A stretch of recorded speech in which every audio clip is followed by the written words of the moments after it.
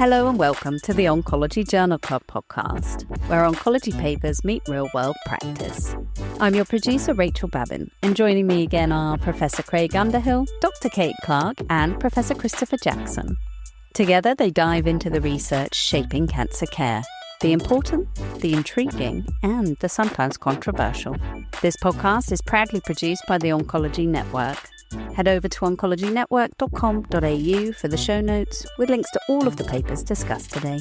Okay, over to you, Craig. G'day. Welcome to Series 4, Episode 3 of the Oncology Journal Club podcast. It's great to have all you listeners on board. A big hello to Dr. Kate Clarke in Dunedin. No, in Wellington. Sorry, keep going. That's close enough. Somewhere on the other side. Yeah. How are you? Yeah, I'm good. Worried about your dementia, but otherwise, they're doing well. Sorry, and Professor Chris Jackson, not in Wellington, in Dunedin. How are you doing, Chris? Look, I'm really good, and I just really wanted to compliment you on your counting there, Craig, and how you did really well at counting the series and the episodes. That's a stellar job. Now, for those of you who don't quite get that in-joke, you might need to listen to the Christmas edition to work out how many times it took us to count in that time. Anyway, it's great to be back for another episode in Dunedin, not Wellington, which is quite a long way away. It's like about 1,000 and something kilometres between those two places. Wonderful. I have to share with you all, but didn't say this before we started recording. We had some lovely feedback from one of our regular listeners who's a nurse who said that she liked to listen to keep up with our broad range of topics, but also it sounds like three people who get on with each other having a fun time. So I put her straight about that. But so it was, anyway, nice feedback. So keep up the feedback, good and bad. Any suggestions are always welcome. I'd like to welcome our most recent addition and subscriber to the OJC, who's ESCO President Eric Small, who we're going to feature on an upcoming episode of the OJC as well. Kia ora, Eric. We taught Eric how to say hello in Te Reo Māori, so he can now say kia ora. We'll test him on that when he comes on in a couple of weeks. Yes, fantastic. So let's get straight into it. Kate, what have you got for your long paper today? I have got a Danish paper published just this week in JCO. I am going to butcher this poor man's name, so if we have any Danish listeners, could they correct me? Goigener, I think he is. The trial is Reset C. I'm doing 3 phase 2s today, not apologetic about that at all. It's one dose of 400 milligrams of pembrolizumab done 3 to 5 weeks prior to a biopsy and then surgery for DMMR colon cancer. Quite a different population than CERSEC because it's not rectal, but also these are almost routinely older women, 70-something% women, which means this is not a Lynch population. These are the people we actually see in clinic. This is the BRAF mutant DMMR, right side of colectomies. It's a phase 2, but exciting. So 1 dose of pembrolizumab, and we're only up to 18 months median follow-up at this point, but an OS of 98%, and the only 2 people who died of post-operative complications. They were 80 and 81 respectively. Disease-free survival of 96%, obviously missing those 2 who sadly died perioperatively, and the other person got a metachronous lesion, which is a disease-free survival event, but obviously not this cancer. There is a lot in the paper about the utility of the biopsy and the negative predictive value and the positive predictive value, but I'm excited by the concept of 1 dose and walk away, and I'll be really looking forward to the long-term data from these patients. And then if you're curious about PCR rates, I know that offends Chris Jackson is no end. Clinical stage 1, PCR rate of 67%, clinical stage 2, 56%, clinical stage 3, 33%. After 1 dose and 3 to 5 weeks wait. So obviously it begs the question of whether you just need to give more to get a PCR, but it also begs the question, with an almost 100% OS and DFS, does PCR matter? Can we just treat these patients with 1 dose and walk away? So very, very exciting. I'm not going to go into it any longer than that, but yeah, I was pleased by this. I'm looking forward to longer data. I think PCR is quite different in IO studies, Kate, to get which it is with standard cytotoxics. And I don't know of any validation studies that have been done in there, but it does give me a very good idea that the Common Sense Oncology Group should check out PCR as try and look at how good a surrogate is in IO studies only compared to chemo studies and see if there's a difference there. I suspect there might be biologically, because those patients get a PET-CR, particularly in pre-op GI cancers, they do really well. And it's the same melanoma. When they get a PET-CR in melanoma, they don't recur. They do really, really, really well. So I suspect it's a good surrogate in IO, and it's very different to chemo, but we have to do the validation studies to check that out. Yeah, I'm pretty excited. So that's pretty cool. So it's a whole lot cheaper than the other strategies out there currently. So that's kind of awesome. So, Kate, I'm a bit confused. So you said it was one dose and then a biopsy. So these were people that presumably had already been diagnosed.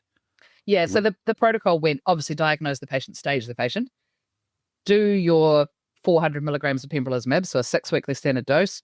3 to 5 weeks later, you do a pre-op biopsy, which they've then done a whole lot of correlative studies as to whether you can tell which people are going to do well, et cetera, et cetera. At this point in time, everybody's doing well, so very hard to make anything of that. The positive predictive value of what they called a clinical complete response, so nothing in biopsy, went down with the stage. So if you've got nothing at time of biopsy, you're much less likely to have nothing at time of surgery if you're stage 1 versus stage 3. So there's a lot in the paper about that. The bit that I want to take out of that is that everybody's still got surgery, except the one person who refused. Nobody has recurred. 1 dose of pembro. Is that just because these people do incredibly well anyway? Or is this a way of avoiding 12 months of IO? So you answered my next question. So only one patient refused. I'm surprised that amongst the, 85 patients that more refused, given they'd had a pathological CR with 1 dose of pembro. Was there a temptation, given the rectal cancer data, that, again, you could just treat these people and actually not have to remove the tumour? Couple of things. I think the gap between the biopsy and surgery was very short, and I doubt the patients would have had the chance to know their biopsy result. That was a correlative part of the study. And the second part of that was, we're now 2 years out, so this would have been being designed prior to Sursec publishing. So I don't think that would have been out and about, that people would feel comfortable about not having surgery in this disease. And it's colon rather than rectal too, which is harder to survey. So, I think people are still quite keen on the operation. I think that's a really important point, Kate, is that actually, with a melanoma, for example, you can just surveil it locally. With breast cancer, you might be able to surveil it locally with ultrasound. With colon cancer, monitoring it with colonoscopy is quite an invasive issue. And that's why the rectal cancer studies got up off the ground first, was because they could do a flexi-sig or a clinic-based sigmoidoscopy, and you could monitor it. So these are just harder patients. Certainly, when I've talked to my surgeons about going for IO in the past for these colon cancer patients, they're like, yeah, but you have to monitor them, and I'm really not that keen on doing colonoscopies that frequently, which I think is fair. I don't see the colonoscopy in itself has 1 in 1,000 serious complication risk. The prep also has a serious complication risk, particularly in the elderly, and I think that can't be underestimated. And it's morbid, right? I mean, who likes a bowel prep? Not me. I have one every 2 years. I don't like the bowel prep, and the mango stuff can go shit itself. It's revolting. It's the fakest, most revolting, salty mango you've ever had in your life. But this was not an avoiding surgery trial. This was, can we avoid the atomic stage 12 months of IO afterwards trial? And I think is the right approach, isn't it? Yeah. And that sound was the sound of Kate pouring herself another glass of wine after our witness. Professor Jackson, what do you have for us this week? I think our listeners should pour themselves a glass of wine too. The only trial on anyone's mind in GI oncology at the moment is the RAS inhibitors. We've seen the plenary, we've seen the abstract notification, we've seen the declaration to the Financial Markets Authority, and everyone's talking about the RAS inhibitors for pancreatic cancer. Now, of course, KRAS has been dubbed undruggable, and we know that only one of the KRAS isoforms, which I always have to look up, is 12D, isn't it, is druggable. But basically that's because what the drugs have tried to target is the binding pocket for the GTP, and that binding pocket for the GTP is difficult. And also you're getting accumulation of protein because of the RAS mutations. So the protein's still being produced, even if you're inhibiting the binding pockets. You're not really getting much in the way of reduction in the protein product.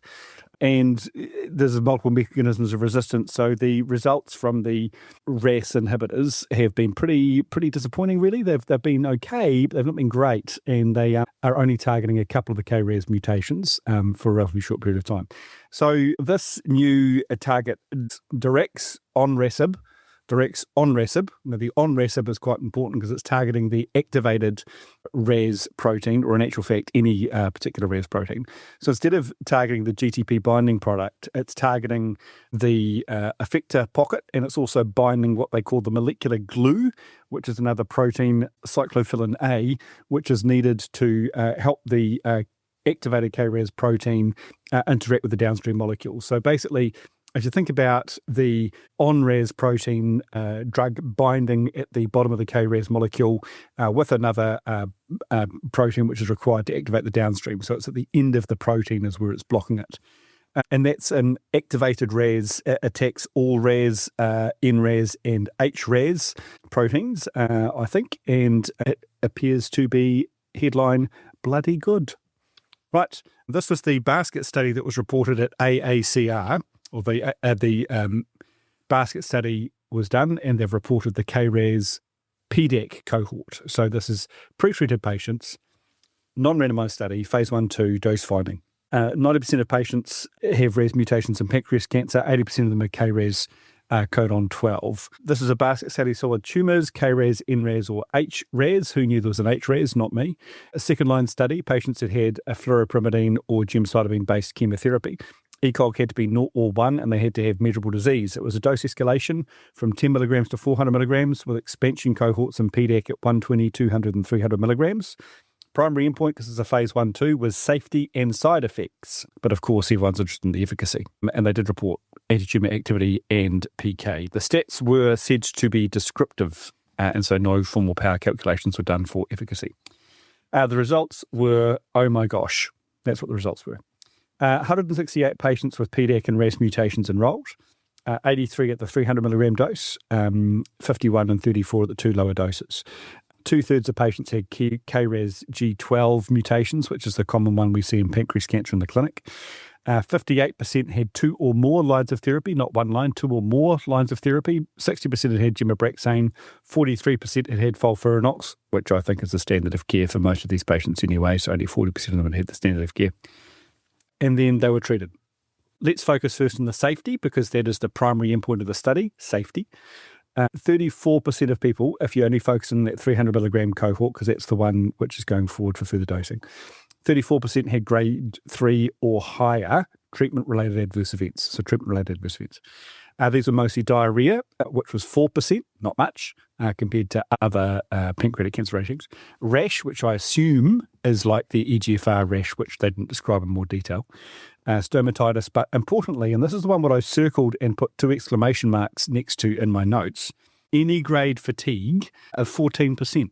Now, I think that's a really important number, because fatigue is one of the most important endpoints for people who've got advanced cancer. And if you've only got 14% any grade fatigue on the study, on this agent, that is an important signal for quality of life, which is not reported because it's a phase 1. The efficacy, which is a secondary endpoint, which I know you guys all want to know. I want to know it too, so I'm excited, but safety study. Median PFS, 8.5 months. Median overall survival, 13.1 months. Okay? Now, sure, phase 1/2 study. So you've got the Olympians and the heroic patients in this study because they've been heavily pre-selected to go into this phase 1 study. Sure. But in context, the typical median overall survival in second-line studies is 2.5 to 5 months in pancreas cancer. So a median overall survival of 13 months is mouth-watering. And the adverse effect profile is pretty interesting. So what I'm going to say is I'm really looking forward to the randomized second-line study, which is going to be presented at ASCO, which is comparing standard of care chemotherapy to an onrasib, daraxonrasib, and then also saying we can bring it forward to first line to see what happens with it. We must do randomized studies. I'm going to compliment the authors of the study for several reasons, not least of which is their conclusion, which says the single group design precludes definitive conclusions with standard treatment regimes. Nonetheless, consistent evidence of activity and profile of mainly low-grade adverse events support the further evaluation of daraxonrasib in randomized trials. I agree. It is encouraging and supports its development, and we really are looking forward to further trials of this agent. First in class, really strong signal, excited about that coming in the pipeline. Thanks, Chris. This was the monotherapy study, right? They also presented a combo study at AACR which was the chemo was combined with gem-nab-paclitaxel, and it actually had a very similar result, which is interesting, maybe that reflecting that the chemo wasn't really adding much more. And then the next trial they're doing is a first-line study with single-agent daraxonrasib on its own, with or without chemo. And as you said, the second-line study, which seems to, according to that press release, to be quite active, is being presented at ASCO. So no doubt we'll talk about that in our post-ASCO podcast, because that will be one of the plenary papers, apparently. Amazing to see how quickly people are going to be after that one on the market and how many oncologists are going to be investing in that company. I suspect it's going to notice it's been fast-tracked by the FDA, and it's actually had fast-track approval and expected to be on the market within weeks. So based on that presentation. Kate, did you want to add anything? So my only comment is I am loving the inventiveness of the scientists who are getting around the undruggable nature of KRAS by going underneath it, beside it, above it. It's really, really clever. And we hope to have shortly a session where we explain all of this in words of one syllable so you can all keep up with this development. But yeah, it's really, really exciting. I agree with you, Kate. The accompanying New England Journal of Medicine Science Explainer is really worth a read. It's 2 or 3 pages, really super clear, great diagrams, which is helpful. Good on the NEDGEM for doing that. But I agree with you. It really speaks to the cleverness of the scientists who developed this. And the Science Explainer also goes through the development of it, and it's big ups to great science. Thanks for pointing that out, Chris. We'll put that, obviously, a link to that in the episode notes, and I look forward to having a look at that as well. Before we get back to the papers, if there's a study you think we should be covering on the Oncology Journal Club podcast, feel free to send it our way. You can join the Oncology Network. Remember, registration is free, and leave us a voice note on the OJC page. That's at oncologynetwork.com.au. Or come and chat with us on our socials. And physicians, please don't forget that you can claim CME points for listening to the show. All right, back to the Journal Club. So I'm going to talk about a prostate cancer paper, and this will be a paper that I think will be, highly cited in the field of prostate cancer. It's trial design and objectives for patients with prostate cancer, recommendations from the Prostate Cancer Working Group 4. So the reason for mentioning that on the podcast is I think it has some interesting recommendations that are not just pertaining to clinical trials in prostate cancer, but will help inform all of our listeners about some changes in the treatment of prostate cancer and some lessons that can be translated across tumour types. So bear with me while I go through this. So this was the PCWG4 writing group included 2 clinicians based in Australia, Louise Emmett in Sydney and Michael Hoffman in Melbourne. Otherwise, a very large international faculty. So the PCW Group 3 is often referenced in all prostate cancer trials and helps define the endpoints and the conduct of clinical trials. In addition to focusing on the clinical trial aspects, this paper also helped define a new model or framework for patient treatment and drug development in prostate cancer, and it coined a couple of new terms. Most people have probably heard the term castrate-sensitive prostate cancer and castrate-resistant prostate cancer, or they're also called sometimes hormone-sensitive or hormone-refractory prostate cancer. But this group has recommended some new terms, and they coined the terms androgen pathway modulation naive prostate cancer, APMN, and APMR, androgen pathway modulator resistant. So really pointing out that even though patients may not have been exposed to an androgen receptor inhibitor, that their disease may be inherently resistant to treatment. So they came up with this model and then went through a number of recommendations for the conduct of clinical trials in prostate cancer, with including standard baseline disease assessments. So basically, the addition is the use of PET scans to stage prostate cancer, the use of PSMA PET, which wasn't really in widespread use at the time of the PCW3, which was written in 2015. In addition, they have a number of other changes. They wanted to document the presence of PSMA-positive disease in the nodes, viscera and bones, and also document the presence of PSMA-positive and PSMA-discordant disease. So there can be discordancy between the PSMA and the standard radiology.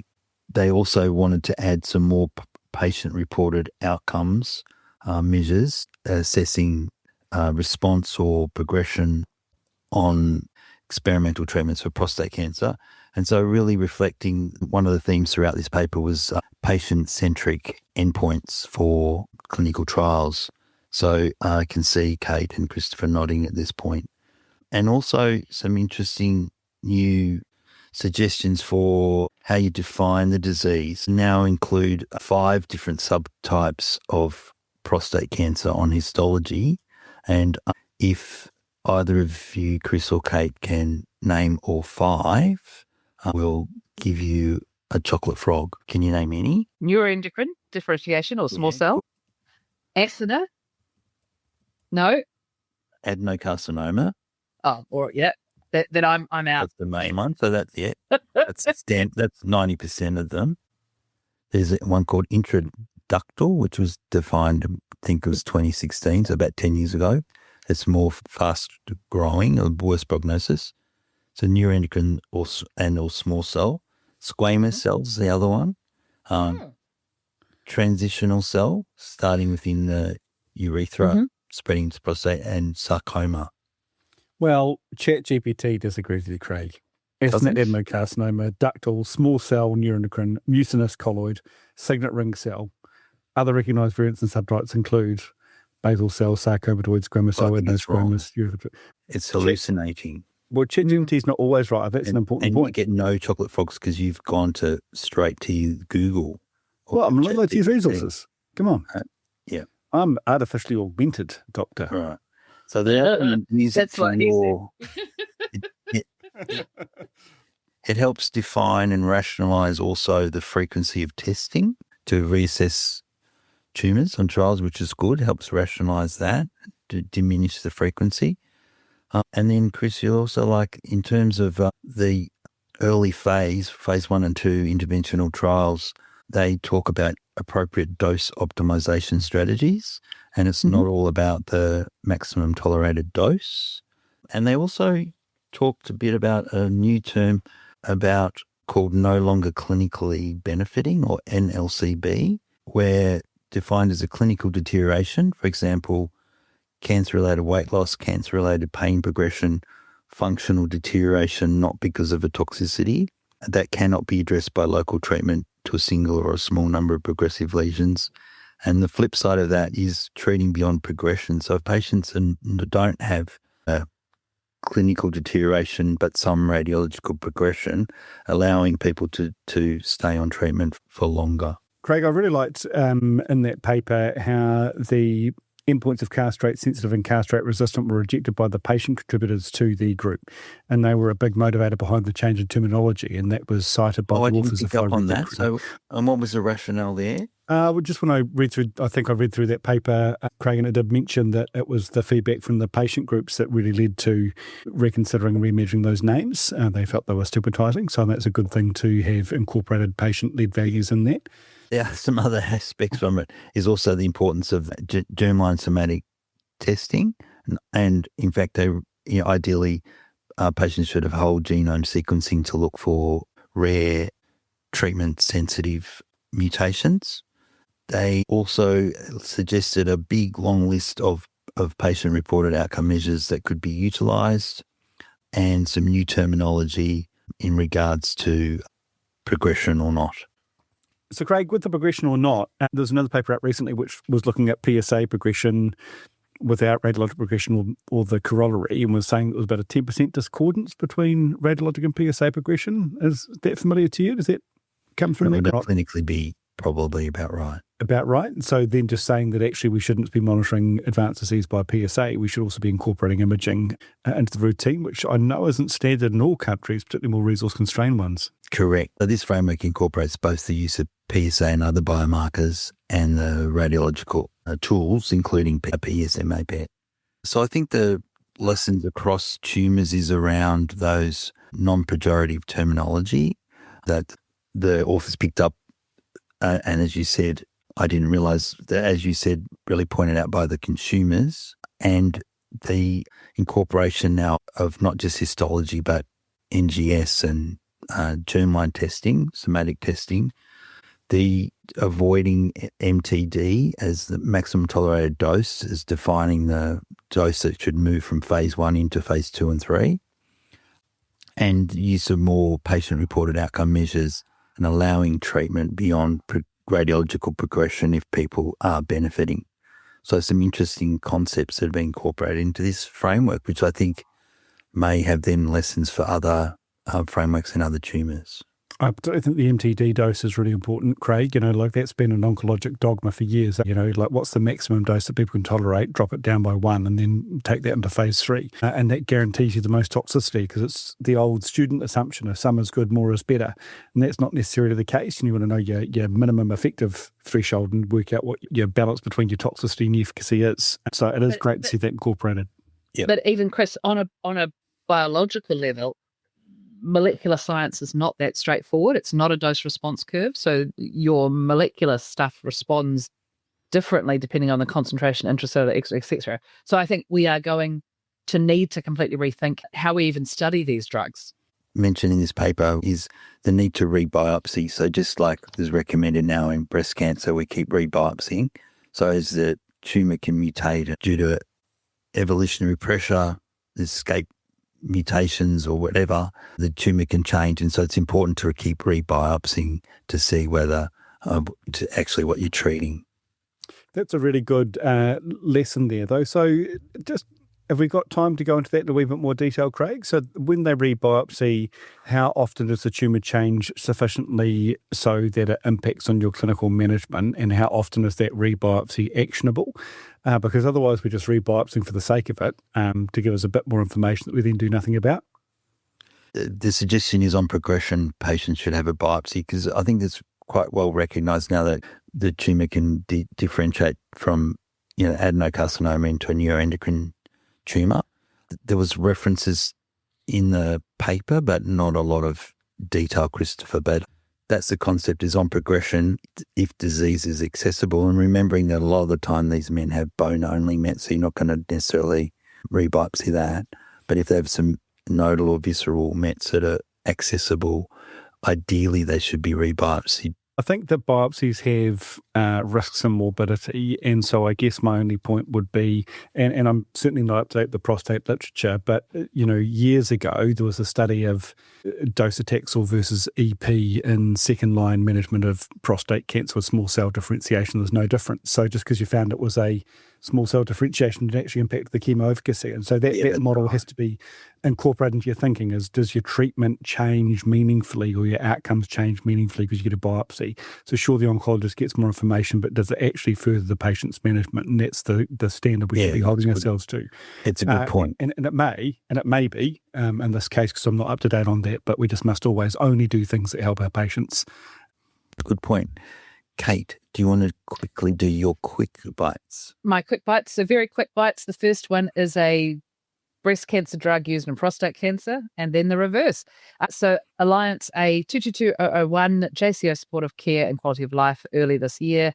Stish et al. From Mayo, oxybutynin at 5 milligrams BD. Those of you who treat breast will know that this is a very useful 6-week course to switch or to decrease the frequency and severity of hot flushes. It works in men on androgen deprivation as well. And so, for example, to get on the trial, you had to have 28 hot flashes per week, which is 4 a day. On average, those on placebo lost 2 a day. Those on 2.5 milligrams lost 5 a day. And those on 5 milligrams lost 7 a day, which suggests that actually the rates of hot flushes were much higher than their inclusion criteria. And there is another score that reminds me of ROUSs, those of you who like Princess Bride. hot flash-related daily interference scale, which is HFR-DIS, which is a quality of life scale, hooked to hot flashes. On placebo, that improved by 3 points. On 5 milligrams BD of oxybutynin, that improved by 21 points. Those of us that have hot flashes recognize that this is a miracle cure and should be provided to all. There were very little toxicities, and in fact, those men on the higher doses of oxybutynin had better concentration, better urinary flow, and less blurry eyes, which may all relate to the fact that they weren't feeling quite so, for want of a better expression, menopausal. So what's your batting order for hot flushes now, incorporating that information? What's your batting order? How do you do that in the clinic? In breast cancer, because I don't treat prostate, in breast cancer, I prefer to try the oxybutynin because it's a 6-week course and stop, rather than have women on pregabalin, gabapentin, venlafaxine forever, which is the alternative. Most women don't like the depersonalization from gabapentin or pregabalin, and many of my patients don't want to be on an SSRI unless they've already got a mood disorder. And again, is because the concept of going to the pharmacy to pick up an antidepressant is considered pejorative. But most women find the oxybutynin is helpful. Those women that don't, we cycle through the others. I do warn my women that a third of people respond to each therapy, but because life isn't fair, it's not a third of women, the other third of women, the other third of women. It's that there are some women that have refractory hot flashes and some women that do well. And then we talk about the non-pharmaceutical management. So avoiding coffee, avoiding alcohol, exercising a lot, which for many women is tricky to squeeze into a middle-aged life. Good practice points. Thank you. And then my other short bite, just because I was asked by a patient the other day, so those of us who treat breast cancer, triple-negative breast cancer is a stupid term because it just tells us what it isn't. And we are subtyping this, just like prostate cancer is subtyping it. So there is a group who express androgen receptor, and there's always a question as to whether targeting the androgen receptor would be helpful. A small phase 2 reported in Cell Report Medicine by Lim et al. From MD Anderson. They took a group of women who had not had a great response to neoadjuvant adriamycin cyclophosphamide, so had already demonstrated chemo insensitivity, gave them enzalutamide at a slightly lower dose than standard, 120 milligrams, alongside ovarian suppression if required, with paclitaxel, as you would probably routinely, and got a major pathological response in 42% of women, which is much higher than you'd expect. It's about twice what they were aiming for. So it's 24 women, a tiny phase 2, lots to be done. How much androgen receptor do you need? What other combinations might be helpful? What other androgen receptor targetings might be helpful? And of course, they need a randomized trial. But I found that interesting. There you go. Thank you. Christopher? So featuring in JAMA Oncology this month was a research letter on young onset colorectal cancer mortality. Now, we know partly through work, which also I'm a little thrown, that the rates of early onset colorectal... It's ICBP work funded by CA UK, thank you very much. Was early onset colorectal cancer in people under 50 going up about 3%, 3% of a small group, but 3% per year roughly. What's less known is why. And there's a whole bunch of reckons out there as to why that might be. This research letter, it was the first time that changing rates have been looked at by socioeconomic status in the US. And it found that the rates, just briefly, because it's a research letter, very briefly, is that there's differential changes in the rates of colorectal cancer, early onset colorectal cancer by socioeconomic status, which is a new finding and has not been reported previously. And that's important because what that suggests is that thinking about the environmental stuff like, I don't know, nitrites in the water or microplastics may not be the answer. No, that's right. And so that's right. And that comes back to the social determinants of health and diet probably being a more important mediator of that. So I found that was a very important letter and a key piece of the early onset colorectal cancer jigsaw puzzle for us all to be aware of. It's really good.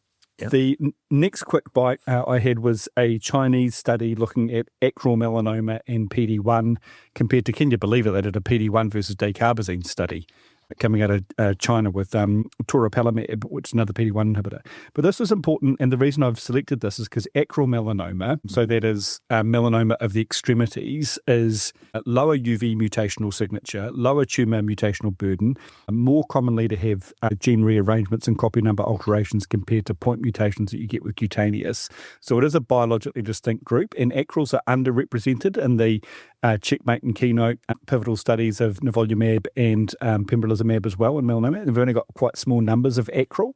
Are they actively excluded, do you know, or just... No, they're just the populations are different. So, in our population, Craig, Australia, New Zealand, it's all primary cutaneous with hardly any mucosal or acral. They're very infrequent. Asia's a very different burden population. So this is a randomized study of toripalimab, PD-1 inhibitor, no different, IgG4, versus dacarbazine. And the astonishing thing about this was that the toripalimab was actually only marginally more effective than dacarbazine. So it was only just, sure, it met statistical significance, but it doesn't really hit the grounds of, oh my gosh, that's amazing, with only 10% of people being long-term responders, which is not what we see in the primary cutaneous. So it just was another thing like mucosal melanoma. It's pretty underwhelming for IO. Same thing, we should think about that with acral too and say perhaps it's not quite as impressive as we might think. And so don't think of your acral patients in the same way as your primary cutaneous patients. That's what would bring that up. Somebody famous died of acral melanoma. Who was Who that? died of acral incidence melanoma? No woman, no cry. It's Bob Marley died of. Oh, really? Yeah. He had it under his big toenail, and so he didn't recognize it. And so, so really important that we educate the population that if your toenail changes color, you need to show it to someone. Yeah, probably just drop a guitar on it. Yeah. There you go. All right, and a randomized phase 3 study out of Russia. Oh, you're really going global. Good on you. I know, right. This is global oncology at its best. Randomized phase 3 study of paclitaxel to chemoradiotherapy with Capmito and squamous anal carcinoma. So Capmito or 5-FU mito with chemoradiotherapy is currently the standard of care for localized anal squamous cell carcinoma, and the Russians said... Big shout out at this point to Neil Tabbitt, father of mitomycin C. Does adding weekly paclitaxel to that regime actually improve your responses? Long story short, yes, it does. Longer story, adds a whole bunch of toxicity. Even longer story, the control arm didn't perform very well. But I think it does suggest that there is still room for intensification of the chemoradiation in anal squamous cell carcinoma to get over the 10 or 15% of people who have refractory disease. So as well as just adding IO to that group, we've still got some room to improve with good old-fashioned chemo too. Great. I've got a few quick bites to quickly do. So this is I guess you call this a blow your trumpet number, impacts of multidisciplinary lung cancer meeting presentation in a clinical quality registry.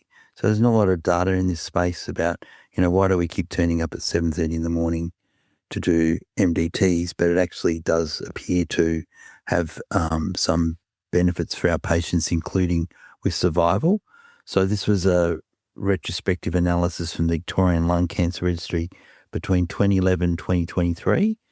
They found that MDM presentations had gone up in that time from 59% to 80% over that time, which was good.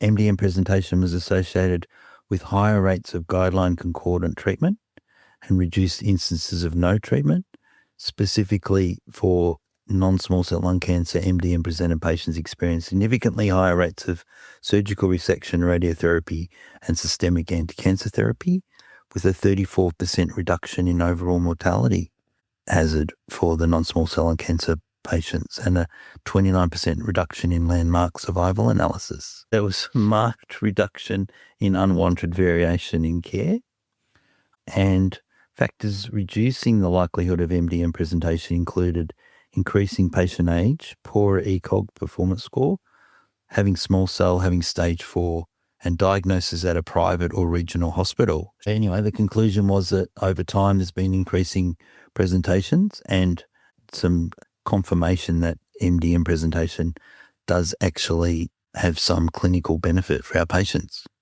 I'm a big fan of MDMs. I love them. I think collaborative decision-making and that collegiality is wonderful, right? But when you try to demonstrate the additional benefit of an MDM, it's difficult to do that in a constructive way using evidence. It's difficult. And simply saying people who get more treatment if they turn up to an MDM isn't convincing, because it's like you don't take the patients you don't want to treat. So, what are the endpoints and measures that we can use? I liked the private centre, rural centre versus urban centre comparison you got there. That was interesting. But it's important to have that data to feed back to people to say we need to do a bit better. If this is the paper that I have read recently, which I suspect it is, actually the patients, that presented to an MDT didn't necessarily get more treatment. They often got less surgery, less radiotherapy. They got different treatment. And I think the tricky part is, how do you make sure that maybe these patients are diagnosed and worked up by somebody who doesn't have skin in the game? So lung is relatively easy. So because respiratory physicians can, if they choose to, do the diagnostic workup, etc., and then present, and you can have an argument. But there is a real nervousness that I have, that I own a hammer, I want to use a hammer. You own a spade, you use a spade. And so unless my hammer patients are demonstrated to the spade user, my patients are never going to benefit from the spade. So as I say, in lung, I think it's relatively straightforward. You get the respiratory team to do all the workup and they present and you make a plan. But that was the difference, I think, in the study that I read, was that the patients who were in an MDT were given a team plan as opposed to, I'm a surgeon, I want to chop it out. I'm a chemotherapy doctor, I want to give it chemo. Yeah. I'm going to move on to my second quick bite, which is from the New England Journal of Medicine in April. The first-line zongertinib in advanced HER2 mutant non-small cell lung cancer. So I think this is a first in class for people with non-small cell lung cancer with a HER2 mutation, as opposed to HER2 overexpression that we talk about in breast cancer. So this study called BEAMION Lung, this is an oral agent. This was given in first-line treatment for these people. It's a phase 1A/B, 2 cohorts, one with previously untreated patients, 74 milligrams, and then also another cohort of 30 patients who had active brain metastases at the time of diagnosis. So the background is there's no first-line targeted therapies were previously available for HER2 mutant non-small cell lung cancer. The standard of care was chemo with or without immuno, which had limited effectiveness and high toxicity. So response rate in the main cohort, patients without brain mets, duration of 76% overall response rate, 15.2 months duration of response, 14 months progression-free survival, and patients with brain metastases had 47% response rate, so a bit lower. 99% of patients experienced an adverse event of any grade, 45% grade 3 or higher, and that is around the usual TKI side effects, diarrhea, rash, etc. So there you go. So that's a first in class for HER2 mutant lung cancer, which is a 2 or 3%, which doesn't sound like a lot, but because lung cancer is so common, it actually puts it up there with more common than some other cancers we treat. What's the mechanism of action, Craig? You said HER2 target, but what does it target HER2? It's a tyrosine kinase inhibitor. So they split the group up into the mutations they had further, and it's the guys that've got a tyrosine kinase domain issue that do the best, which makes sense because that's where the drug works. Pretty sexy. Oral irreversible tyrosine kinase inhibitor that selectively inhibits HER2 while sparing wild-type EGFR. So that would work with amplification, mutation, overexpression? I'm not sure it would, because if you think about it, we've developed TKIs for overexpression before, like patinib, and it's kind of underwhelming. I don't think they looked at the over-amplified population in this particular trial, but it was exciting in the mutated ERBB2, I can never remember how many Bs and how many Rs. I was turned on by this trial. It was interesting. There you go. All right. So well done, team. As another Cook's tour through wide-ranging topics in oncology. I hope everybody listening found that of use. Thank you, Professor Jackson. Thanks, Craig. And thank you very much, Kate. I am going to ESCO. Are you coming, Chris? I'll be there. We've got an educational session at ESCO this year. I'm very excited about that. Common Sense Oncology. Oh, congratulations. That should be fun. Should be. That's awesome. That is awesome. All right. So thanks, everybody, and we'll see you in a few weeks. Just before you go, do you think it's too late for us to have a little OJC exhibit and people could come and meet us? What a good idea. What a good idea. I think we should have that next to craft beer. At the, Rachel, do you think our budget might stretch to that? I'll need to look at the numbers. Yeah. Sort of the dogs. Sort of the support dogs. Yeah. That's it for this episode of the Oncology Journal Club podcast, where oncology papers meet real-world practice. If you'd like to explore the papers we discussed today, head to oncologynetwork.com.au and visit the Oncology Journal Club tab, where you'll find show notes, links to the research, and a growing collection of OJC resources. Don't forget to join the Oncology Network. It's free. You can send us voice notes and chat with us on social media. And physicians, you can also claim CME points for listening to this show. This podcast was proudly produced by the Oncology Network. Until next time, thanks for listening.